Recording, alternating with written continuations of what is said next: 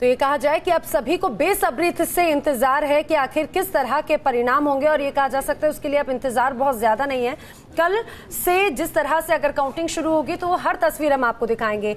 आज जिस तरह से दिग्गजों की बात हो रही है, यूपी की एक हाई प्रोफाइल सीट है गौतम बुद्ध नगर, और इस सीट से केंद्रीय मंत्री डॉक्टर महेश शर्मा की किस्मत दांव पर है। उन्होंने यहां पर चुनाव लड़ा है। पिछली बार महेश शर्मा यहीं से संसद पहुंचे थे, सांसद बने थे, लेकिन इस बार मुकाबला काफी रोमांचक माना जा रहा है। हालांकि महेश शर्मा ने बीजेपी की बम्पर जीत का दावा किया है। उनके मुताबिक बीजेपी को 300 से ज्यादा सीटें मिलने वाली हैं।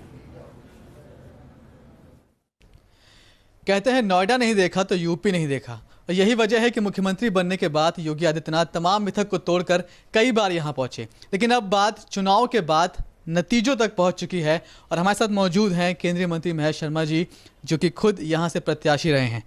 सर, 2012 में विधायक, 14 में सांसद, लगे हाथ कई सारे मंत्रालय हाथ में आए, उम्मीदें बहुत ज़्यादा बढ़ गई थी आपसे, पार्टी के भीतर भी और जनता की भी। लेकिन आज सवाल ये है कि खुद डॉक्टर साहब को खुद से कितनी उम्मीद है नतीजों के संदर्भ में? देखिए, मैं लगभग 37 वर्षों से यहाँ नोएडा में रह रहा हूँ चिकित्सा पेशे से, और मेरी पार्टी ने जो मुझे जिम्मेदारियां दी राजनीति के क्षेत्र में, मैंने प्रयास किया कि मैं जनता की अपेक्षाओं पर खरा उतरने का कोशिश करूं। और मुझे विश्वास है कि जितने प्रोजेक्ट्स सेंट्रल गवर्नमेंट के या स्टेट गवर्नमेंट के हम लोग अपने इस क्षेत्र से अंदर लोकसभा क्षेत्र में ला पाए, शायद हमारे पूरे देश के अगर सांसदों में हम देखेंगे तो शायद उसमें कहीं ऊपर के कुछ लोगों में नाम होगा। सांसद से जो अपेक्षाएं होती हैं, मंत्री से जो अपेक्षाएं होती हैं, आज सबसे बड़ा प्रोजेक्ट हम यहाँ पर एक अंतर्राष्ट्रीय हवाई अड्डा, देश का सबसे बड़ा हवाई अड्डा, जो दिल्ली से 2.25 गुना और मुंबई से 4 गुना बड़ा होगा। इससे इस क्षेत्र का एक सामान्य विकास, किसान का विकास, गरीब का विकास, वहाँ के जो गांव वाले लोग हैं जिनकी भूमि अधिग्रहण हुई है, उन लोगों को इससे भी एक नई दिशा मिलेगी। 12,000 करोड़ की लागत से 15 साल में पहला पावर प्लांट मेरी लोकसभा को मिला है। काम बहुत किया आपने, लेकिन आज बात नतीजों की है, तो वोटिंग परसेंटेज, जीत का मार्जिन बढ़ रहा है। देखिए, हम पिछले बार से बेहतर जीत हासिल करेंगे, और उसका कारण मैं बता देता हूँ। लगभग 60% पोलिंग यहाँ हुई है। नोएडा अकेले के अंदर 3,49,000 लोगों ने वोट डाला है नोएडा के अंदर, जितनी तो बाकी जगहों की टोटल वोटिंग भी नहीं है, जितना यहाँ वोट कास्ट हो गया। शहरी क्षेत्र के लोग, ग्रामीण क्षेत्र के लोगों का भी बहुत प्यार मुझे मिला है, और मैं आपको विश्वास दिलाता हूँ कि 5 विधानसभाओं से हमारी जीत होगी। एक भी विधानसभा हमारी, पिछले चुनाव में भी 5 विधानसभा से जीत हुई थी, इस बार भी 5 विधानसभाओं से जीत होगी। खूब प्रचार किया महागठबंधन के लोगों ने कि भाई देहात का आदमी तो डॉक्टर साहब से नाराज है, इस बार उनके साथ जा नहीं रहा, हमारे साथ आ रहा है।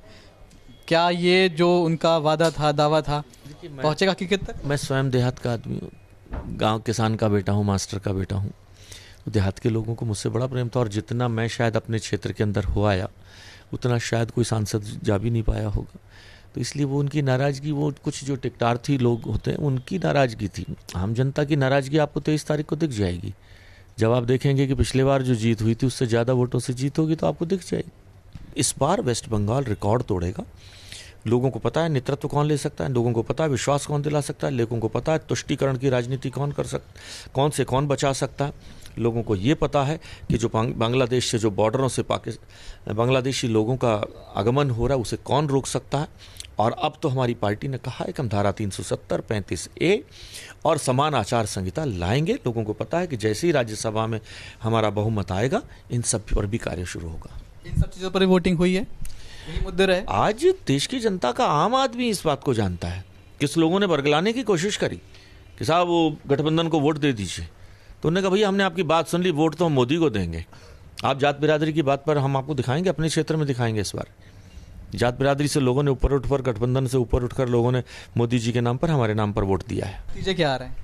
नतीजे इस बार पिछले बार 282 सीटें थी, इस बार हम 300 से ज़्यादा सीटें लेकर इंडिपेंडेंट और जो हमारा गठबंधन का एनडीए का जो हमारे लोग होंगे, वहाँ कहीं हम 350 से ज़्यादा सीटें लेकर आएंगे। केंद्रीय मंत्री महेश शर्मा, अब की बार 300 के पार, ऐसा वादा, ऐसा दावा। लेकिन ये वादे कितने सच साबित होते हैं, कितने सही साबित होते हैं, इंतजार बस थोड़ा सा बाकी है। वीडियो जर्नलिस्ट संदीप के साथ मनीष चौरसिया, न्यूज़ नेशन, नोएडा।